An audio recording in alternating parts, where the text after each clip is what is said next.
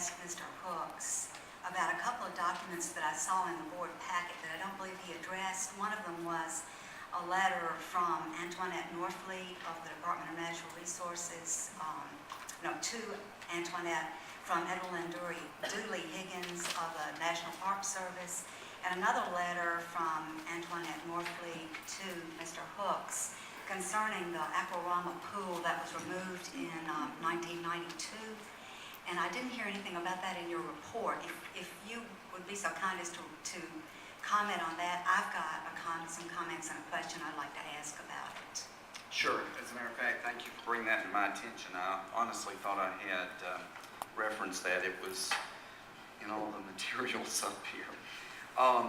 Yes, we did receive a letter from, this is regarding a retroactive request for an obsolete facility, that being the Aquarama, which was basically on these premises in the 80s, and was closed in 1992.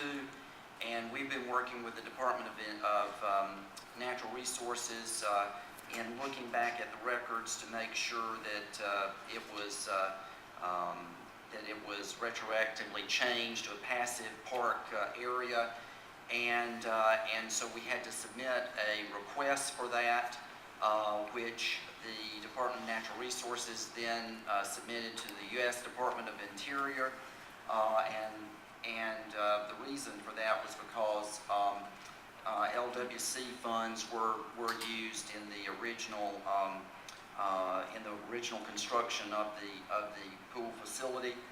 We did receive a letter back from the Department of the Interior indicating that they had approved the request.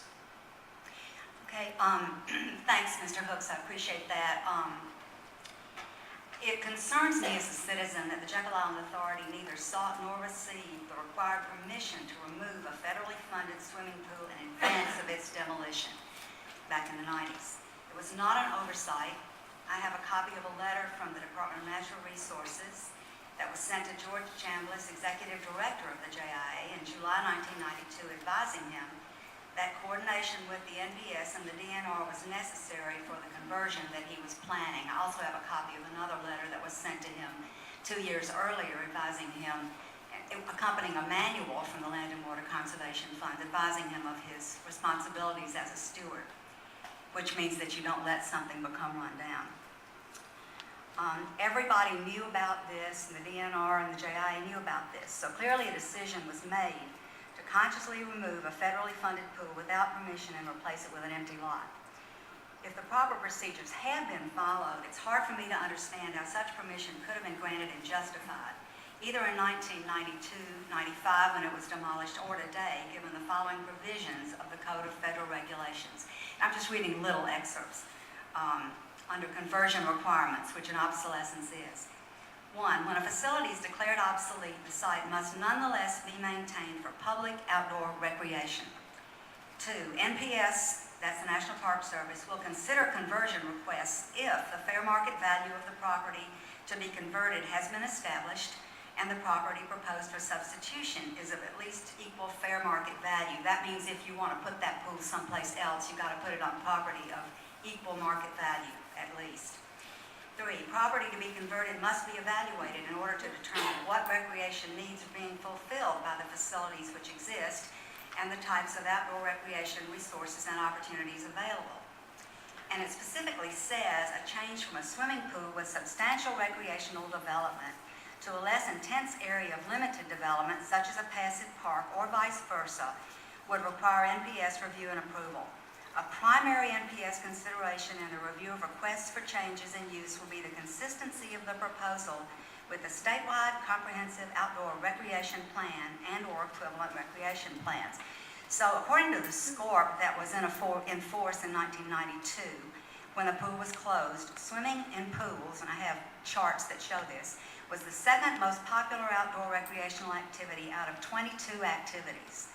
And on a list of 13 categories of unmet demands for facilities, swimming pools were far and away the highest category in demand, with a documented demand for over 5 million square feet of swimming pools and a supply of only 1,300,000 square feet of pools in the state. And see, this pool on Jekyll Island was really the only public pool that day visitors could access.